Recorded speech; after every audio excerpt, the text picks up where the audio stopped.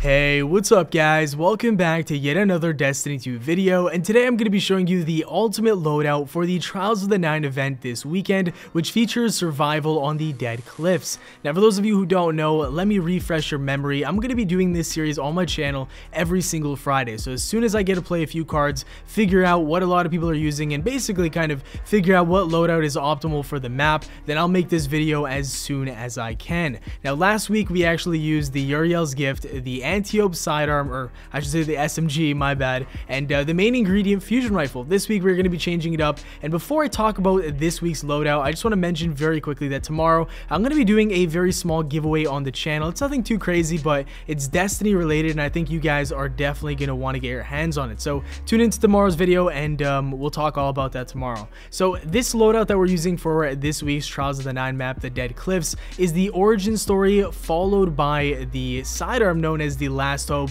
A lot of you guys probably know it from previous Trials of the Nine events. This thing is very notorious in the Crucible in general. And then finally for the heavy slot, we're using the Trials of the Nine shotgun. The shotty is called a sudden death, and it has a lot of fantastic perks, and I'm personally a pretty big fan of it. I would definitely rate it as a top 3 shotgun in the game, but I do realize that a lot of people maybe don't have this yet because they're struggling in trials, and if you are and you don't have this weapon, then feel free to replace it with any shotgun that you personally enjoy using. Now there's not too many close range areas on this map. There's a lot of lanes that are very good for auto rifles like the origin story, and of course for scout rifles, so that's why I recommend using a power weapon that's a shotgun rather than something that's further range like a sniper. There's like one main hallway that a lot of people seem to bunch up in, but other than that, the map's not that close range. The sidearm does still melt. There's areas where you can use it, but overall that's kind of why I recommend using the shotgun, just in case you guys were wondering. Now the place that you can get the shotgun from is just by opening up those engrams in the third spire. Nothing too crazy about it. You just got to rely on a little bit of RNG. Now what are the perks that I use on it? Basically for the barrel, I use the one that gives you the most range, and then for the second perk option, I do not use snapshot sights. That only gives you a faster time to aim down sights. I don't think that helps you that much on a shotgun, to tell you the honest truth. I think slide shot is incredibly good. I mean, listen to this perk. Sliding partially reloads this weapon's magazine and temporarily boosts range and stability.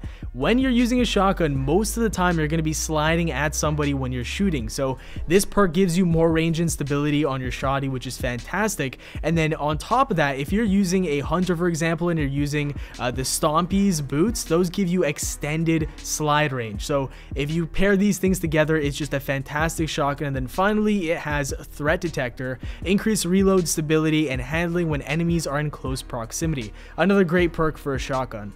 Now that we're done talking about the power ammo slot, let's jump over to the energy slot, or the secondary, depends how you classify that category. I still use the D1 callouts time to time, and it kind of confuses me, but anyways, I use the Last Hope sidearm. This is a 3-round burst archetype, and of course there is a very similar one to that called the Last Dance, so either one is okay to use. It really depends on your preference actually, so they're both interchangeable.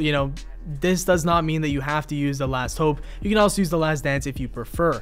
Basically for these sights, I use the Farpoint SAS. It gives you a lot more range compared to the Control SAS, so that's the sight that I prefer using. We then have ricochet rounds, and we also have steady rounds for the secondary perk. I personally do not use the steady rounds because that actually gives you less range, and on sidearms I think range and handling overall is pretty important. I think stability isn't that much of an issue because the vertical recoil pattern is very easy to manage, so go with the ricochet rounds. More range, more stability, all that kind of stuff is a lot better than having steady rounds. And then finally, Zen Moment. Causing damage with this weapon increases its stability, so that adds even more stability to the weapon. Overall, it's fantastic. As long as you can land your bullets up close and at a short to medium distance, this thing will melt basically anything in the game.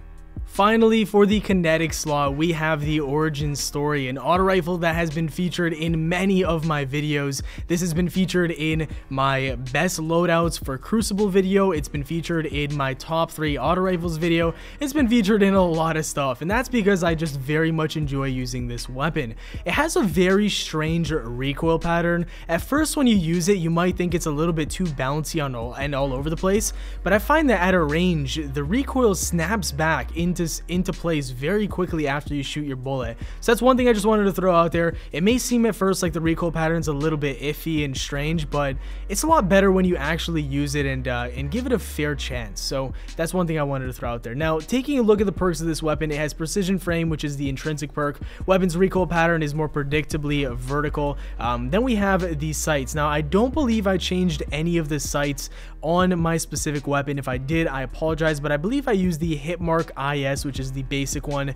Then for the secondary perks, we have appended magazine and flared magwell. I personally used flared magwell in this video right here with all these clips because you get greatly increased reload speed, slightly increased stability, faster reloading, and the appended mag only gives you a magazine that has more shots in it. So I value the flared magwell a lot more, mostly because of the perk coming up right here, which is Rampage. Kills with this weapon temporarily grant increased damage, so you want to have that damage for as long as possible, and if you have to reload in a specific situation, you can get that quick and snappy reload off with the flared magwell perk and continue doing damage with Rampage. But that is basically all three of the weapons, guys. I'm a pretty big fan of this map so far. I've played about 2.5 cards on it, didn't finish my third one because I basically just didn't have the time. Wanted to put this video out before it was like midnight or something, because these usually take me quite a long time to basically look through all the footage and kind of skim it down to all of the nice highlights of the games that we had. So yeah, that is going to do it for the video, guys. Thank you all very much for watching. If, as always, you want this series to continue moving forward every single weekend of trials, definitely drop a like on the video. That would be very much appreciated. If you're new to the channel, a subscription would also be very much appreciated. And yeah, thank you guys for watching. Have yourselves a great day, and I'll see you all later. Peace.